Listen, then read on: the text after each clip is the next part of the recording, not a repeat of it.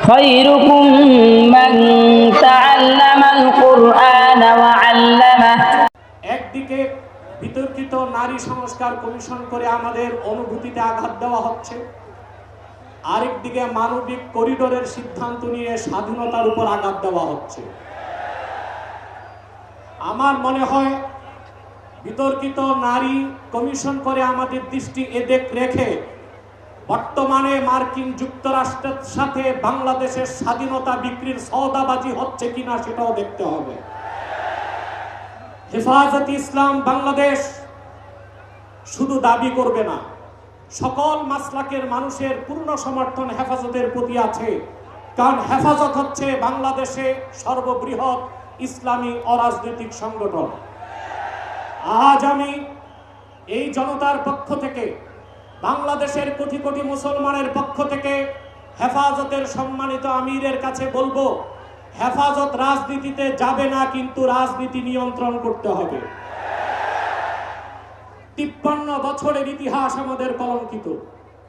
আলেম ওলামা পীর মাশায়েখ আর মাদ্রাসা ছাত্রদের পবিত্র রক্তে পা রেখে তারা ক্ষমতায় যায়, আর ক্ষমতায় যে ইসলাম ও মুসলমানকে চ্যালেঞ্জ করে।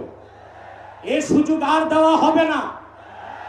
অনতি বিলম্বে বিতর্কিত নারী কমিশনের সমস্ত প্রস্তাব বাতিল করলেই হবে না।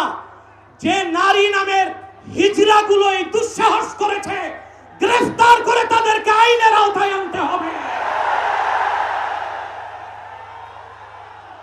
আরেকটি বিষয় হচ্ছে, ডক্টর ইউনূসকে বক্তব্য পরিষ্কার করতে হবে।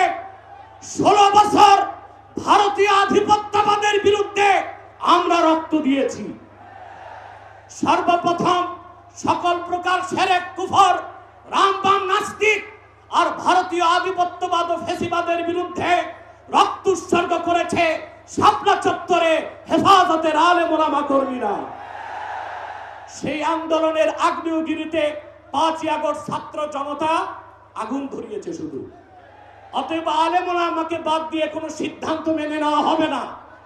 ডক্টর ইউনূস সাহেব পরিষ্কার করুন, মানবিক করিডোরের নামে বাংলাদেশকে ইন্দো প্যাসিফিক অঞ্চলে যুদ্ধের দিকে ঠেলে দিবেন না।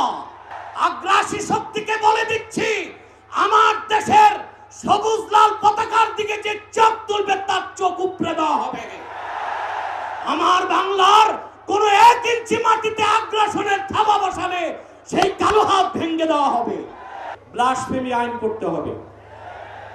Freedom of expression, freedom of speech, বাক স্বাধীনতার নামে ইসলাম বিরোধিতা যেই করবে তাকে আইনের আওতায় আনতে হবে। আমার দেশে অসংখ্য আলেম ওলামা, নিরীহ মানুষকে জঙ্গি তকমা দিয়ে কারাগারে রাখা হয়েছে। যদি বাবর সাহেব মুক্তি পায়, তাহলে যে সমস্ত আলেম ওলামা জঙ্গির মামলায় ভিতরে, তারা কেন মুক্তি পাবে না? তাদের মুক্তির আগে সংস্কার না নির্বাচন হতে দেওয়া হবে না বাংলাদেশে।